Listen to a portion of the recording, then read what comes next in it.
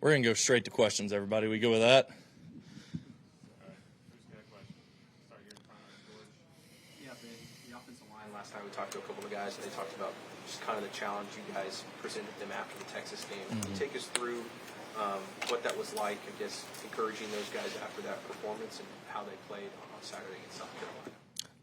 Yeah, the first part of it was just showing the film and highlighting the things that were good and that were up to standard, but then you have to highlight the things that aren't either, that aren't the standard of how we want to play on offense and how we want to play at Oklahoma.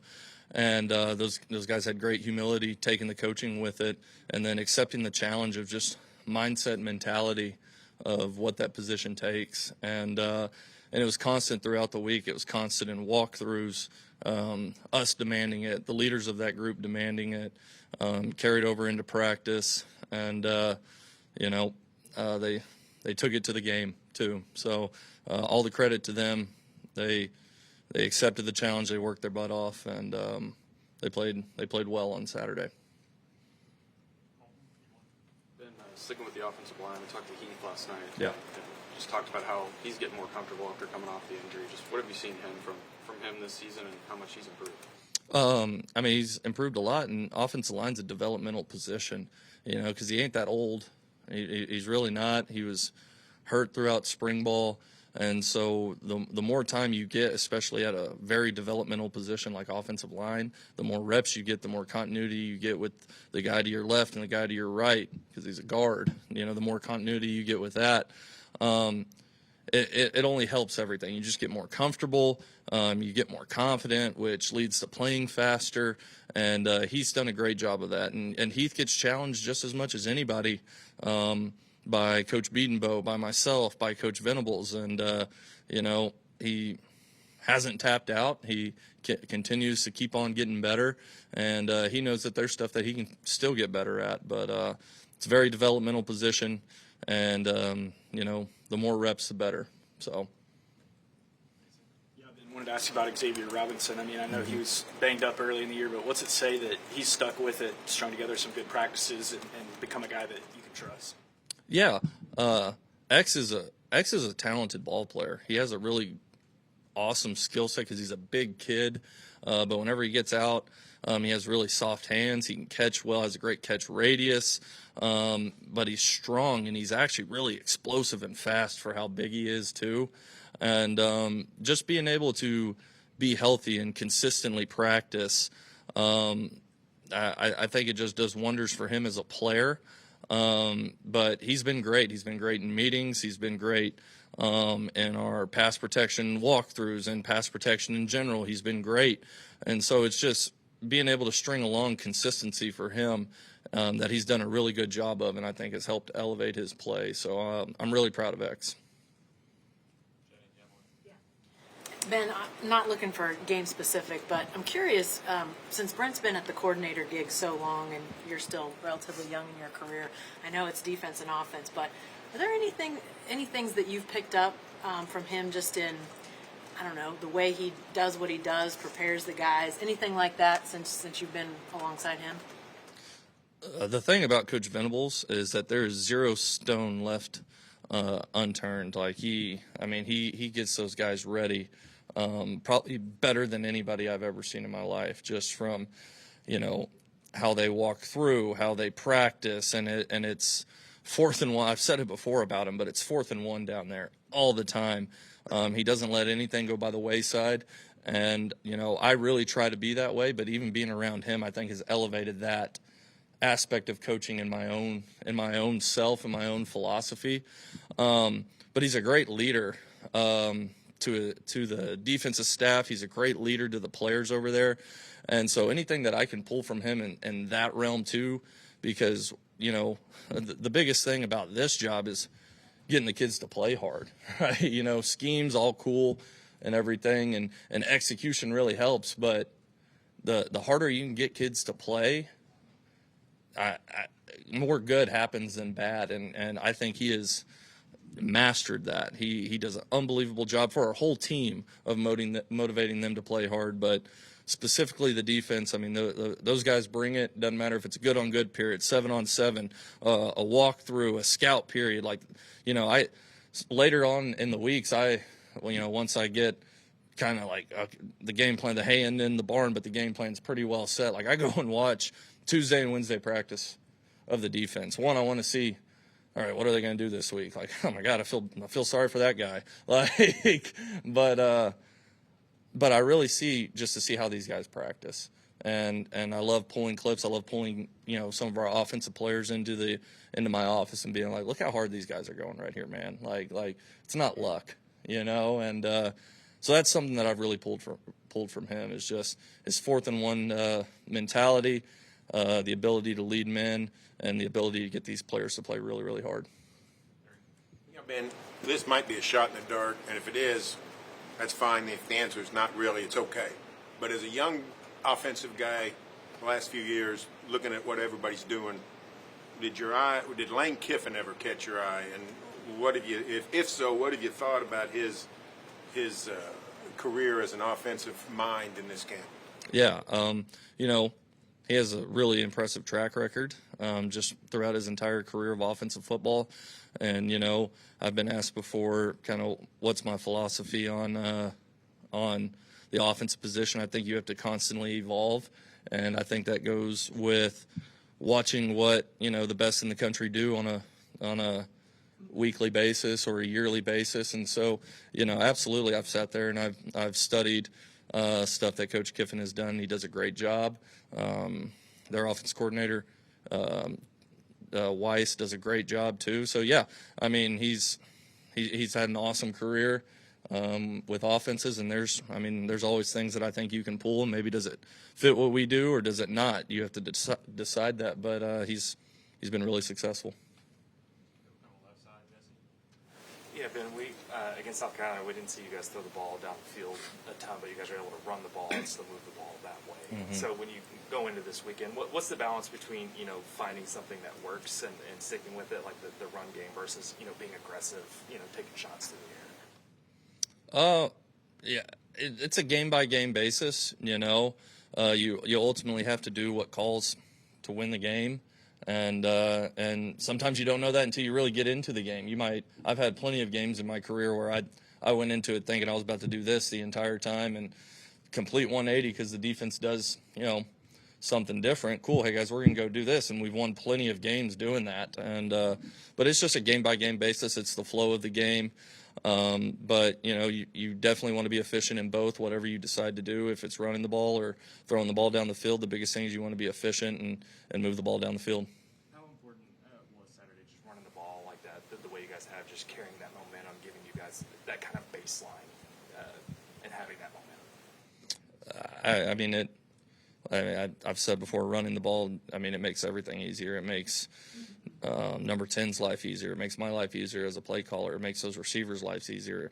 And whenever you are able to run the ball, believe it or not, it actually makes the offensive line's life a lot easier too. So it's important, establishing the line of scrimmage and being efficient in the run game. It's important to winning any game, and it's no different moving forward. Yeah, Ben, you praised Torrey's consistency time and time again. Yeah. Was there a moment, just looking back, like, even though he's a true freshman, I know he's going to be someone that's going to have a pretty big part of this game plan for this season. Did I know that there was a moment? Yeah. You're just saying in the entirety that he's been here? Yeah, like with the summer, preseason camp. And in spring ball, I think we ran like an outside zone, and he circled the edge and went down the sideline, and I was like, all right, kid can roll. And then later on in that same spring ball, I think it was Kip Lewis blitzed in the A-gap, and Torrey stepped up and picked it up. Like, didn't flinch at all. Did a great job picking it up. We were able to get the throw off. And, those are just two, examples of stuff where I was like, yeah, this kid's ready to play ball. You talked about his consistency, and I know I've talked about it before. Like, those weren't just one-off deals. It constantly doing the right thing. And when he does mess up, okay, he doesn't usually make the same mistake twice. And so I think that speaks to a level of maturity for a kid so young too, to be able to take coaching, understand a mistake, and then fix it, and he does that at a high level. But he just has a great I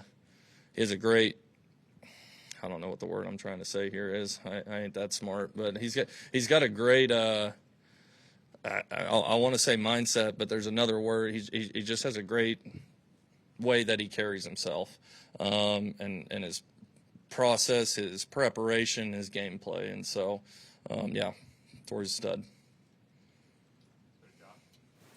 Giovanni Gibson had 5 receptions in the last game. He seems to be getting rolling a bit. How are you seeing just the connection between him and John developing? Yeah. Well, you could really see the connection developing in the spring and a really good trust between those two. But, I think it just speaks to Giovanni and how he's handled himself. He's been awesome. He's come in for extra work, craving extra study, and solely because he wants to make sure he's doing the right thing at the right time. That builds trust, and that builds great dependability. And so just proud of Giovanni, how he's handled everything, how he's handled his process, his recovery process, how he's handled getting ready for games. He's been doing really, really well with it. Yeah, Eddie Pierre-Louis starting to roll a little bit, feels like. Can you talk about just his growth of just maturity? Yeah. He's always been a guy that played with an edge. Yeah.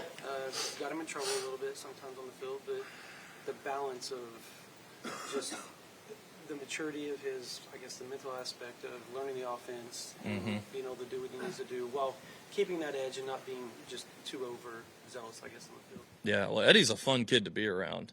Like, he's got kind of a bubbly personality. Like, he is really, really fun to be around. And then whenever you step on the football field, I mean, he's one of the more aggressive guys on the team, and that kid plays hard. Like, he plays football very, very hard, and at that position, it's something that you have to do, but he has a great mindset of how to approach practice, how to approach inside drill and pods drill. He attacks it, and so the biggest thing that I can say about Eddie is he's an awesome teammate with a great personality, and that dude just plays really, really hard. So whenever he gets his moments in the game and he gets his opportunities, I mean, that translates over, and you see the strain and you see the effort, and I think that's special about Eddie. I think he does a really good job with that.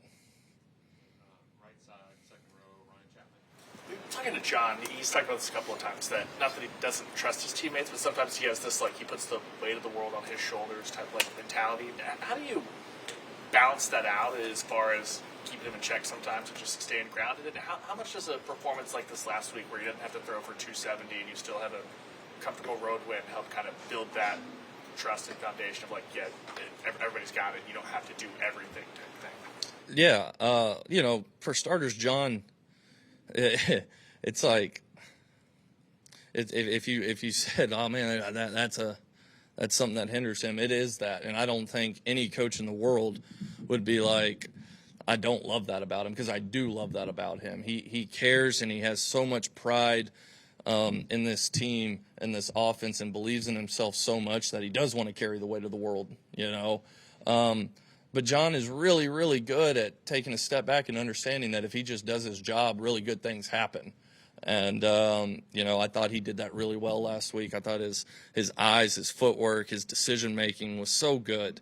And it was nothing more than doing his job. I mean, literally nothing more than doing his job. And just proud of him. He is a selfless guy. Dude what did he throw for, like 150 yards? Like, we won the ball game. And he was fired up about it in the locker room after. He's a terrible dancer, but he's kind of getting some dance moves in and stuff like that in the locker room after the game. Like, that's awesome football. That's awesome culture. It's an awesome locker room. And John, he's always going to be that player that he's going to do his job, but whenever the moment calls, he usually has a pretty good gauge on when. Okay, hey, I'm gonna go do what winning. I'm gonna go do what it takes to win the game right here, and he's always had a really good gauge on that. But it's always just making sure that he's true to himself as a player and doing his job. So. last night that he spent like an hour and a half next to you on the plane, just going over plays on the way to Columbia. Yeah. Is that something players often do with you, or is that something that like Giovanni like specifically did? And like, what does that say about Giovanni's kind of want to get back to where he was in the spring before the injury? Yeah, the biggest thing, if a player ever wants to watch extra film with me, I ain't gonna tell him no, like, because that's a level of buy-in that I think is huge for development. And again, Giovanni he wanted to make sure he was prepared, and he was. He went into the game and no busts, was where he was supposed to be. There's a few things I pointed out to him kind of after, like, hey, I need a little bit more strain right here from you. All right, but he knew what to do, and it was a fun plane ride over there. It was cool. Normally I don't know, watch 300 or take a nap or something, but I got to watch a little bit more ball against the competition with a really good player, really talented kid, and a great kid who just wanted to be better, and so that was cool. I got to sit in the middle. Usually I have my seat. There's an open seat, and then we got Blaze Benson, who's with us, who's 6'5", 240. Well, for the plane ride there, it was Giovanni, who ain't a little guy, and it was Blaze right here, and I was crammed in the middle. So it was awesome. It was a fun flight over there. So, no, Giovanni, he's really intentional with his work, and anytime a kid wants to get extra work, it'd be coaching malpractice of me not to want to give them what they want on that. So.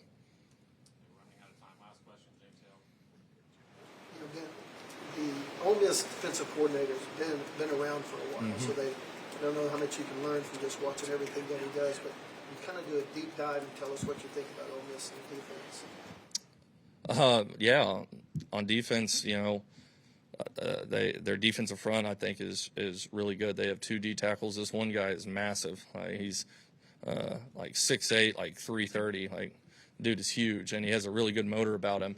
But their front is good. They play physical. They fly around, and then on the back end, they do a lot of really good stuff back there. Those guys are well coached. They have the ability to make plays on the football, and so and I think that matches up with kind of who he's been as a coordinator the entire time. He's really good, been really successful, and every single week it just shows up that these guys are ready to come play football.